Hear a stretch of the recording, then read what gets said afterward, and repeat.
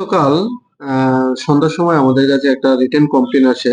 DCM Brajendra Tripura উনি একটা আমাদেরকে কমপ্লেন দিয়েছেন যে উনার অফিসে গতকালকে অনুমান 11টার সময় 3জন লোক অফিসে ঢুকে ওনাকে হুমকি দিয়েছে এবং তার জাতিগত নিয়ে ট্রাইবেল নিয়ে কথাবার্তা বলেছে এবং অফিসের কিছু কাগজপত্র ছুঁড়ে ফেলে দিয়েছে।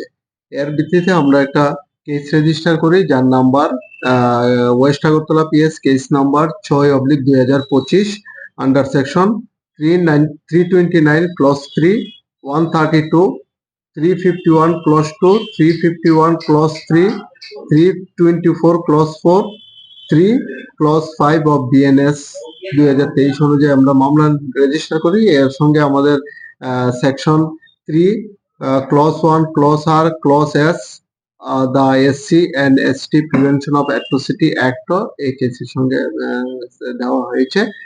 এই কেস এখন তদন্ত চলছে এবং আমরা তার বাড়িতেও রেড করেছি। গতকালকে দুইবার রেড করা হয়েছে কিন্তু তাকে বাড়িতে পাওয়া যায়নি।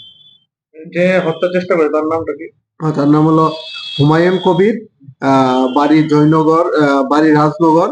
তার সঙ্গে ছিল তাপস সিনহা সহ আরেকজন লোক ছিল। টোটাল 3 জন। টোটাল 3 জন। তাদের মধ্যে একজনও এখন পাওয়া যায়? তাকে কাউকে পাওয়া যায়নি।